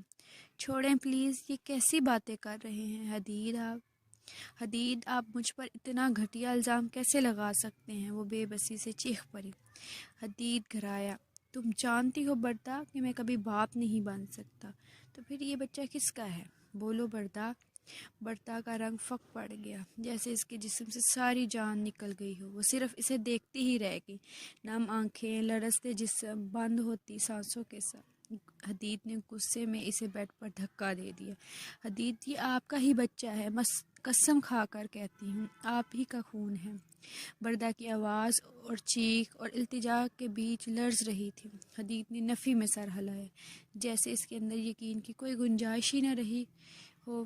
جھوٹ مت بولو بردا، یہ سچ نہیں ہے۔ وہ پھوٹ پڑا۔ بردا آنکھوں میں آنسو لیے اس کے قریب آئی اور اس کے ہاتھ تھام لیے۔ حدید میں سچ کہہ رہی ہوں، یہ آپ کیسا الزام لگا رہے ہیں؟ میں نے ہمیشہ آپ کو اپنا سب کچھ مانا ہے، آپ کے سوا کسی کو سوچا تک نہیں، تو پھر آپ ایسا کیسے کہہ سکتے ہیں؟ میں خود نہیں جانتی کیسے ممکن ہوا، مگر یہ آپ کا ہی بچہ ہے۔ اس نے اگلے ہی لمحے اپنے ہاتھ جھٹک دیے اور اس کی آنکھیں ضبط اور تکلیف سے سرخ ہو رہی تھی۔ وہ 2 قدم پیچھے ہٹا، اپنے غصے کو دباتا ہوا پھر آگے بڑھا۔ مجھے بتاؤ بردا، آفس میں کسی نے تمہارے ساتھ زبردستی تو نہیں کی؟ بولو، مجھے بتاؤ، میں اسے زندہ نہیں چھوڑوں گا۔ وہ حقیقتاً سنجیدہ تھا، جبکہ بردا آنسو اور حیرت سے اسے دیکھتی رہ گئی۔ نہیں حدید، میرے ساتھ کوئی زبردستی نہیں ہوئی، وہ ہچکیوں میں بولی۔ حدید کی آواز اگلے پل کمزور اور ٹوٹی ہوئی ہو گئی۔ کیا تم کسی اور کو پسند کرتی تھی؟ مجھ سے مجبوری میں شادی کی؟ بولو بردا، چپ کیوں کھڑی ہو؟ بولو۔ وہ بے بسی سے بولتا ہوا صوفے پر جا بیٹھا، اس کی آنکھیں ضبط سے سرخ ہو گئی۔ پھر اس نے سر ہاتھوں میں تھام لیا۔ بند آنکھوں سے آنسو بہتے ہوئے اس کے رخسار تک آئے اور ٹپکنے لگے۔ بردا کا دل خون کے آنسو رو پڑا۔ حدید کو یوں ٹوٹتا دیکھ کر وہ بے اختیار آگے بڑھی، اس کے قدموں میں بیٹھ گئی۔ نہیں حدید، ایسا کچھ نہیں ہے، میری طرف دیکھیں۔ حدید پلیز، آپ کی یہ بے اعتباری مجھے اندر سے مار رہی ہے، وہ ہچکیوں کے درمیان کانپتی آواز میں بولی۔ حدید نے غصے میں اسے دور دھکیل دیا۔ وہ پیچھے گر پڑا۔ میری غلطی ہے بردا کہ میں نے ایک بار پھر ایک عورت پہ بھروسہ کیے جس نے میرے اعتبار کو توڑا، میرے جذبات کا قتل کیا، مجھے دھوکہ دیا، مجھے بھانج کہہ کر چھوڑ گئی۔ اب دوسری نے بھی یہی کر دیا۔ تم دونوں ایک جیسی ہو بردا منیر، تم ایک بد کردار لڑکی ہو، سمجھی؟ ایک بد کردار لڑکی۔ نکل جاؤ میرے گھر سے۔ اپنے اس ناجائز بچے کو لے کر طلاق کے پیپرز تمہیں مل جائیں گے۔ اس کی آواز غم، غصے اور بے بسی سے کانپ رہی تھی۔ بردا نے بے یقینی سے حدید کی طرف دیکھا۔ اگلے لمحے اس کا وجود غصے سے دھک اٹھا۔ وہ جڑ سے اٹھ کھڑی ہوئی اور حدید کی شرٹ کے کالر کو مٹھیوں میں جکڑ لی۔ آپ کی ہمت کیسے ہوئی مجھے بد کردار کہنے کی، میرے بچے کو ناجائز بولنے کی؟ میں بد کردار نہیں ہوں اور نہ میرا بچہ ناجائز ہے۔ خبردار حدید، دوبارہ میرے بچے کو ناجائز کہا تو ورنہ میں بھول جاؤں گی کہ میں آپ سے محبت کرتی ہوں۔ اس کی آواز زخمی شیرنی کی طرح کپ کپ آئی۔ آپ کو مجھے طلاق دینی ہے تو دے دیں، مجھے کوئی فرق نہیں پڑے گا، چلی جاؤں گی، لیکن ایک بات سن لے حدید۔ وہ حدید کی آنکھوں میں دیکھ کر بولی، پورے اعتماد اور یقین سے میں اپنے اس بچے کی قسم کھاتی ہوں، میں نے آج تک کسی دوسرے مرد کو اپنے قریب آنے کی اجازت نہیں دی۔ کوئی مرد میرے قریب نہیں آیا سوائے آپ کے۔ یہ آپ کا بچہ ہے، آپ کا خون ہے۔ حدید، آپ مجھے اپنی پہلی بیوی کے ساتھ ملا رہے ہیں، وہ بد کردار ہوگی، میں نہیں۔ میں نے آپ سے کوئی بے وفائی نہیں کی۔ حدید، اس کے الفاظ پر لمحوں کے لیے پتھرائی ہو گئی۔ اس کے الفاظ پر لمحوں کے لیے پتھرائی ہو گئی، حالت میں رہ گیا۔ حدید اس کے الفاظ پر لمحوں کے لیے پتھرائی ہوئی حالت میں رہ گیا۔ پھر مدھم آواز میں بولا، بردا، میری رپورٹ میں صاف لکھا تھا کہ میں کبھی باپ نہیں بن سکتا، میں بانجھ ہوں، یعنی سپرم کی تعداد بہت کم ہونا ہے، مجھے اپنے باپ بننے کی صلاحیت نہیں ہے، تو پھر یہ میں کیسے باپ بن سکتا ہوں؟ وہ دھیمی لرزتی ہوئی آواز میں بولا۔ بردا نے بے بسی ہچکیوں کے ساتھ کہا، میں وہ سب نہیں جانتی حدید، میں بس اتنا جانتی ہوں کہ میرے ہونے والے بچے کا باپ آپ ہیں۔ وہ بیڈ پر بیٹھ کر رو دی، آنکھوں میں آنسو، سانس ٹوٹتی ہوئی حدید کا جسم کانپنے لگا۔ سامنے پڑے جگ سے اس نے پانی ایک ہی سانس میں پی لیا۔ اب یہاں رکنے کا کوئی جواز باقی نہیں تھا۔ کچھ سوچتے ہوئے وہ لمبے لمبے قدم اٹھاتا باہر آیا۔ لانچ میں عروہ بیگم اور باقی سب پریشان بیٹھے تھے۔ حدید کو دیکھتے ہی وہ اٹھے اور اسے کندھوں سے پکڑ کر صوفے پر بٹھا دیا۔ مما، وہ کہتی ہے یہ میرا بچہ ہے، یہ کیسے ممکن ہے؟ زمل نے مجھے وہ رپورٹ دی تھی جس میں صاف لکھا تھا میں کبھی باپ نہیں بن سکتا۔ پھر بردا یہ کیا کہہ رہی ہے؟ وہ پریشانی سے سر ہاتھوں میں گرائے بیٹھی تھی۔ حدید نے نرمی سے کہا، میری بات سنے بچے، وہ ہمیشہ تمہارے ساتھ ہی آفس جاتی تھی، تمہارے ساتھ ہی واپس آتی تھی، تمہاری غیر موجود میں کبھی باہر نہیں گئی، یہاں تک کہ اپنی ماں کے گھر بھی اکیلی نہیں گئی، میرے ساتھ یا حریم کے ساتھ 3-4 دفعہ گئی ہے۔ ہو سکتا ہے وہ سچ کہہ رہی ہو، عروہ بیگم نے اسے سمجھاتے ہوئے کہا۔ مما، پھر میں اس رپورٹ کو کیا کہوں؟ وہ جھوٹی رپورٹ تھی جو زمل نے مجھے دی تھی، تو کیا زمل مجھ سے جھوٹ بولا؟ پھر آخر اس نے ایسا کیوں کیا؟ حدید نے ضبط سے جواب دیا، دیکھو بچے، یہ تمہارے گھر کا معاملہ ہے، دیکھو بچے، یہ تمہارے گھر کا معاملہ ہے، میرا اس میں بولنے کا حق نہیں، لیکن بیٹا تمہیں سمجھانا میرا فرض ہے، اس عورت پر بھروسہ مت کرو، جس عورت نے نہ صرف تم سے طلاق لی بلکہ سر عام تمہیں بدنام کیا، تمہاری رپورٹس خراب کی، ہو سکتا ہے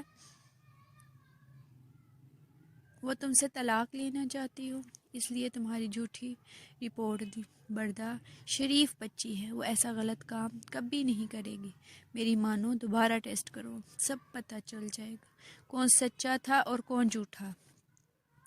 ہارون بیٹا، تم حدید کے ساتھ جاؤ، حریم کے سسر کریم صاحب بولے۔ عروہ بیگم نے سر ہلایا۔ وہ بھی ہارون کے ساتھ ہسپتال آ گیا۔ حدید کے تمام ٹیسٹ دوبارہ کیے گئے، جن کی رپورٹ 3-4 گھنٹے بعد آنے والی تھی۔ وہ صوفے پر بیٹھا آنکھیں بند کیے ماضی کی یادوں میں کھو گیا۔ وہ 15 سال کا تھا جب اس کے والد کو ہارٹ اٹیک سے انتقال کر گئے تھے۔ وہ 15 سال کا تھا جب اس کے والد ہارٹ اٹیک سے انتقال کر گئے تھے۔ چھوٹی سی عمر میں ہی بہن اور ماں کی ذمہ داری اس کے کندھوں پر آ گئی۔ لیکن وہ ڈرا نہیں، ڈٹ کر کھڑا ہو گیا۔ 15 سال کی عمر میں ہی اس نے اپنے باپ کے بزنس کو سنبھالنا شروع کی، ساتھ ہی اپنی تعلیم جاری رکھی۔ 21 سال کی عمر میں اس کی یونیورسٹی میں زمل کی نام کی لڑکی سے ملاقات ہوئی، جو ایک غریب گھر کی تھی۔ پہلے ہی نظر میں حدید کو اس کی سادگی اور معصومیت سے محبت ہو گئی۔ زمل ایک عام سی شلوار قمیض پہنتی تھی، مگر حدید ایک شاندار پرسنالٹی کا مالک تھا۔ لمبا قد، بھوری آنکھیں، گھنے سیاہ بال، سات ناک، ہلکے گلابی ہونٹ، سرخ و سفید رنگت اور اوپر سے بہت سٹائلش۔ عروہ بیگم جب زمل کی تصویر دیکھی تو حیران رہ گئی۔ یہ ایک عام سی لڑکی میں حدید کو کیا نظر آیا؟ ایک عام سی لڑکی میں حدید کو کیا نظر آیا؟ مگر وہ بغیر کچھ کہے خاموش خوشی سے زمل کے گھر رشتہ لے گئی، جہاں زمل کے والدین نے فوراً ہاں کر دی۔ اتنے بڑے گھر سے رشتہ آیا، وہ انکار نہ کر سکا۔ وہ زمل کی تعلیم مکمل ہوتے ہی اس کی شادی شاہ خاندان کے بیٹے حدید شاہ سے بڑی دھوم دھام سے کر دی۔ شادی کے بعد زمل کے رویے عادات بدل گئے۔ وہ ہر وقت دوستوں کے ساتھ گھومتی، شاپنگ پر جاتی اور ایک ہی بار میں 30,000 سے 1.5 لاکھ تک کی خریداری کر لیتی، جو سادہ شلوار قمیض پہنتی تھی۔ وہ نت نئے سٹائلز کے کپڑے پہننے لگی، دوپٹہ سر سے غائب ہو گیا، لیکن حدید کو کوئی اعتراض نہ تھا، وہ اسے محبت کرتا تھا۔ جب بھی حدید اس کے قریب آنے کی کوشش کرتا، زمل کے چہرے اور رویے سے صاف جھلکتا تھا کہ وہ اس کے قربت کو پسند نہیں کرتی۔ اس کے وجود سے بیزاری ٹپکنے لگی، گویا حدید کا لمس اور نزدیکی اسے ناگوار گزرتی تھی، لیکن حدید پیار اور محبت سے اسے اپنی طرف راغب کر لیتا تو وہ خاموش ہو جاتی۔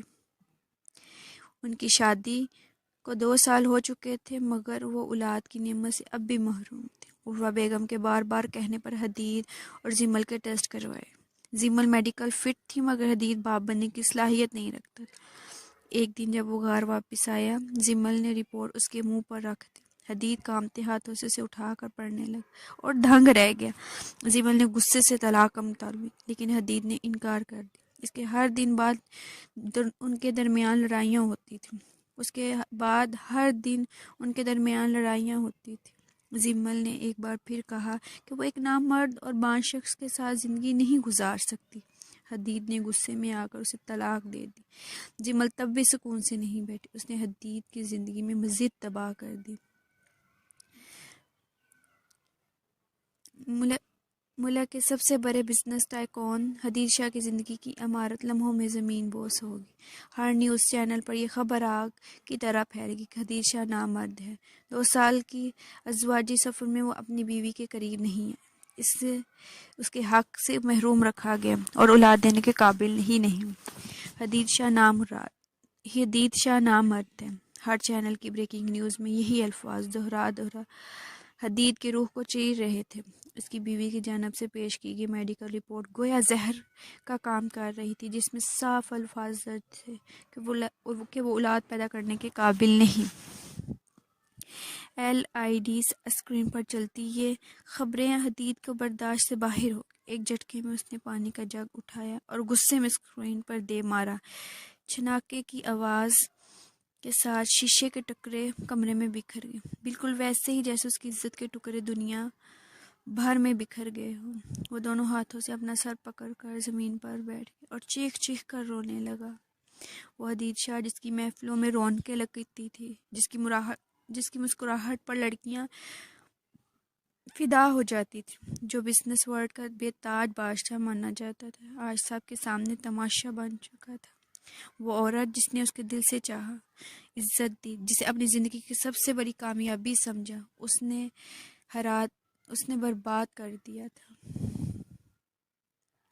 وہ مرد جو کبھی غرور اور وقار کی پہچان تھا، آج وہ اپنی بیوی کے بےہودہ انکشاف کے نیچے رون دیا گیا تھا۔ اس نے سوچ لیا تھا کہ وہ کبھی دوبارہ شادی نہیں کرے گا، لیکن پھر بردہ منیر اس کی زندگی میں آئی۔ ایک بار پھر اس کی زندگی جینے کا حوصلہ پایا، لیکن وہ پریگننٹ تھی۔ پھر کیسے؟ مگر کیسے؟ حدید ڈاکٹر کے کیبن میں بلایا رہا تھا۔ ہارون کے جھنجھوڑنے پر وہ اپنے ماضی کی یادوں سے باہر آئے اور اس کے پیچھے پیچھے آہستہ قدموں سے چل دیا۔ یہ لے مسٹر حدید، آپ کی رپورٹس آ چکی ہیں، مبارک ہو، آپ فزیکلی فٹ ہیں، آپ بانجھ نہیں ہیں۔ ڈاکٹر کی بات پر حدید دنگ رہ گیا۔ لیکن ڈاکٹر، 1 سال پہلے میں نے ٹیسٹ کروایا تھا، اس میں صاف لکھا گیا تھا کہ میں باپ نہیں بن سکتا۔ ڈاکٹر مسکرایا۔ رپورٹ کہاں؟ حدید نے جیب سے رپورٹ نکال کر ڈاکٹر کی طرف بڑھائی۔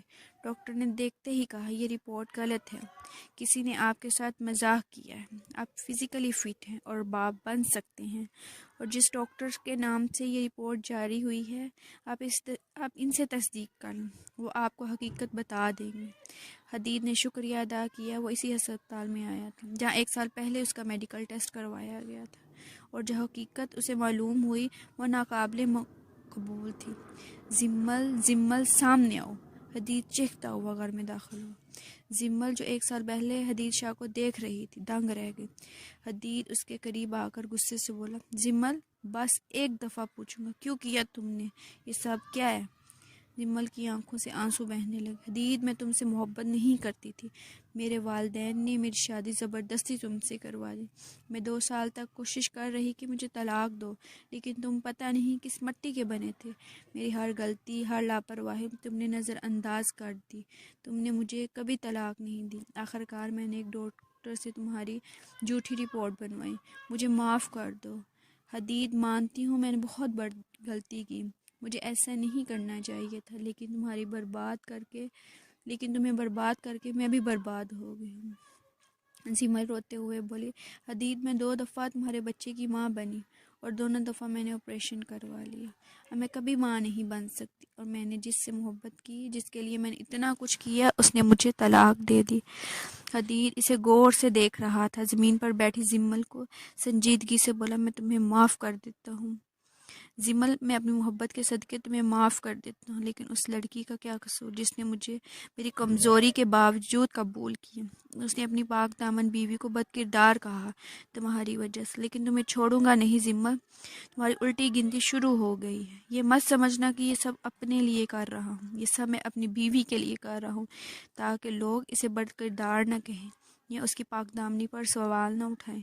یہ سب میں اپنے ہونے والے بچے کے لیے کر رہا ہوں، تاکہ میرے بچے کو کوئی ناجائز نہ بولے۔ حدید موبائل پر نمبر ڈائل کر کے کسی کو فون کرنے۔ زمل پریشان ہو گئی۔ 10 منٹ بعد پولیس اور میڈیا وہاں پہنچ چکی تھی۔ زمل چیختی، روتی، معافیا مانگتی رہی، لیکن حدید نے کان بند کر لیے۔ وہ خوش تھا کہ اس پر جو بانجھ یا نامرد کا لیبل لگا تھا وہ ہٹ گیا تھا۔ وہ سر اٹھا کر جی سکے گا۔ زمل کو جرم میں تعزیت پاکستان کی دفعہ C 338 کے تحت 3 سال کی سزا سنائی، کیونکہ اس نے صرف حدید کو مالی نقصان پہنچایا تھا، جس سے اس کی ریپوٹیشن خراب ہوئی تھی، بلکہ 2 دفعہ اس کی اجازت کے بغیر اس کے بچے کا اپوشن بھی کروایا تھا۔ بعد میں حدید نے بردا سے معافی مانگی تو بردا نے اسے معاف کر دی۔ وہ جانتی تھی حدید کی جگہ کوئی بھی مرد ہوتا تو ایسا ہی کرتا جیسے حدید نے کیا تھا۔ پھر 9 مہینے بعد بردا نے ایک پیارے سے بیٹے کو جنم دیا، جس کا نام انہوں نے میر علی رکھا۔